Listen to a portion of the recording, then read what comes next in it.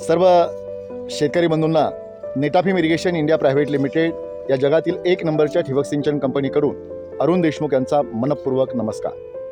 आज आपण ज्या शेतावरती उभे आहोत ते शेत आहे श्रीयुत श्रीकांत सुरेश गवळी यांचं। आज त्यांच्या ठिकाणी ऊसाची शेती गेली अनेक वर्षापासून ते करतायत। तर आपण त्यांच्याकडून ऊस पिकामध्ये ठिबक सिंचन वापरल्यामुळं काय काय फायदे त्यांना मिळाले याच्याबद्दलची थोडक्यात माहिती आपण घेणार आहोत। गवळी साहेब नमस्कार। नमस्कार। आपण थोडक्यात आपला परिचय द्या। माझं नाव श्रीकांत सुरेश गवळी, राहणार रामापूर, तालुका कडेगाव, जिल्हा सांगली। माझी एकूण 7 एकर शेती आहे। त्या 7 एकर शेतीत ऊसाचंच पीक असते माझ्या।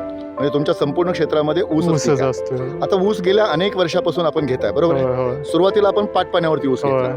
तर पाटपाण्यावरती ज्या वेळेला तुम्ही ऊस घेतला त्यावेळेला तुम्हाला काय काय समस्या आल्या? पाटपाण्यावर ज्यावेळी आम्ही ऊस घेत होतो त्यावेळी आम्ही असं वाकुरी तोडून ते भरून पाणी द्यायचो, खत टाकायचो, पण त्याचा आम्हाला रिझल्टच मिळत नव्हता। बरोबर। खत टाकलेली जमिनीत मुरून जायची। आणि तणांच्या बाबतीमध्ये काय?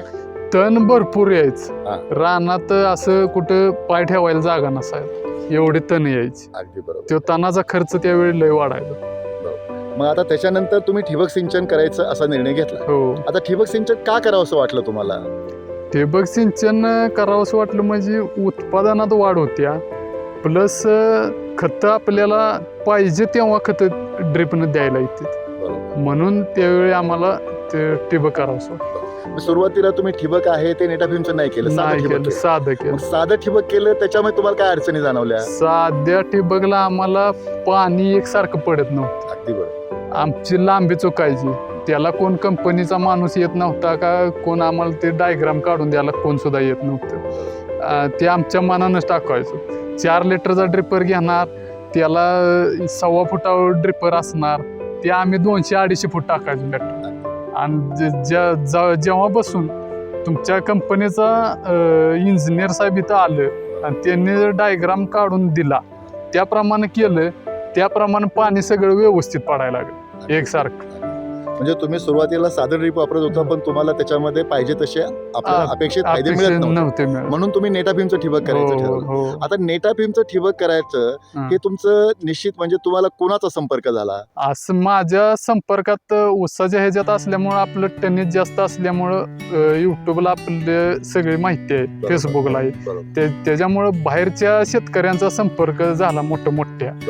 त्यांच्या संपर्कातून ही नेटाफिमची मला माहिती मिळाली। आता नेटाफिमचं ठिबक करण्याचं आपण निश्चित केलं, त्यावेळेला आपल्याकडे सर्वसाधारणपणे असं आहे की शेतकरी 5 फुटावरती ड्रिप करतात, बरोबर, आणि 1 नळी टाकतात। पण तुमच्या शेतात असं दिसतंय की तुमचं 2 सऱ्यामधलं अंतर किती फूट आहे? 7 फूट आहे। आता 7 फुटांनी तुम्ही डबल ड्रिप लाईन वापरली, तर तुम्ही डबल ड्रिप लाईन का वापरली? आणि तुमच्याकडे साधारणपणे जे 2 नळ्या वापरले त्याच्यामध्ये एका नळीवरती म्हणजे किती फुटावरती ड्रिपर आहे आणि त्या ड्रिपरचा प्रवाह किती आहे ते सांगा। आपल्याकडे ही 16 mm ड्रिप लाईन आहे, त्याचा प्रवाह 2 लिटर प्रति तास आहे आणि 1 फुटावर ड्रिपर आहे 40 सेंटीमीटर। बरोबर। पण डबल ड्रिप लाईन का केली आपण? डबल ड्रिप दोन्ही बाजूला मुळ्यांची वाढ चांगली होण्यासाठी दोन्ही बाजूला लॅटरल पाहिजे आणि भुंड्यावर पाहिजे। बरोबर। म्हणजे तुमचं असं मत होतं की ऊस आपण भुंड्यावरती घेतला, दोन्ही बाजूला पाणी आणि दोन्ही बाजूला खत मिळाल्यामुळे मुळं चांगले वाढते, आणि त्याच्यामुळे मग तुम्हाला ऊसामध्ये ठिबकमुळं आपण असं केल्यामुळं काय फायदे आढळून आले? ऊसाची जाडी वाढायला चालू होत्या, बरोबर, कांडीतली लांबी वाढत्या, बरोबर, पानाची लांबी रुंदी सगळ्याला फरक राहतो, बरोबर, आणि वाढ एक समान, उंची कुठं जरी गेला तरी एकसारखाच प्लॉट आहे। आता तुम्ही पाटपाण्यावरती ऊस घेत होता, बरोबर आहे की नाही? तर त्यावेळेला तुम्हाला किती उत्पादन मिळत होतं? पाटपाण्यावर 40-50 टन लय झालं, एकरी 40-50 टन।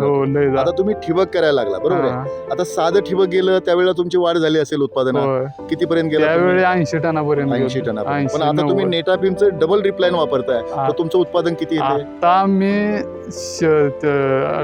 नेटाफिम वापरायला लागल्यापासून 100 झालं, 100चं 125 टन झालं, आणि चालू ह्या वर्षी आपला 152 टनानं उतारा आहे. बापरे. 152 टन एवढं तुम्ही एकरी हो. उत्पादन काढलं. फारच चांगलं उत्पादन आहे. हो, तुम्हाला इतर शेतकरी किंवा बाकीच्या लोकांनी सुद्धा तुमचा ऊस पाहिला असेल. पाहिलं आहे. आता हे सगळं नेटाफिम ठिबकमुळे झालं असं तुमचं मत आहे, बरोबर आहे? होय, होय. तर आता ह्या सगळे फायदे तुमचे जर विचारात घेतली तर तुम्ही खरं शेतकरी बंधूंना काय सल्ला द्याल तुम्ही?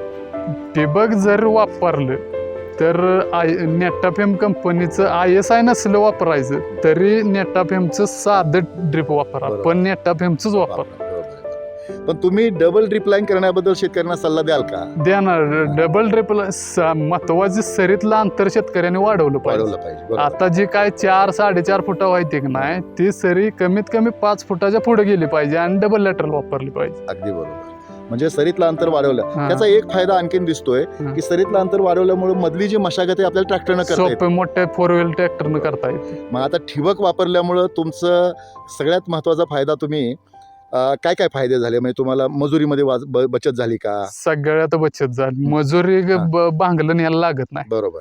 पाणी फक्त मुळीलाच पाणी जाते. अगदी बरोबर. अजिबात तण तुम्हाला कुठं उठलेलं सुद्धा दिसणार नाही. अगदी बरोबर. जेवढी वल आहे तिथंच कुठंतरी एखादी टिकली आलेली असेल, नाहीतर असं दुसऱ्या जागेला तण म्हणून येत नाही अजिबात.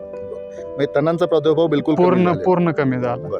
तुमच्या मजुरी खर्चामध्ये विजेमध्ये बचत झाली? होय, रोजचं 1 तास पाणी लागतंय उसाला. म्हणजे एवढं कमी पाणी लय- घेऊन सुद्धा- लय पाणी लागत नाही या ड्रिपनं. बरोबर. आणि 1 तास पडतंय पण सगळीकडे समान पडते.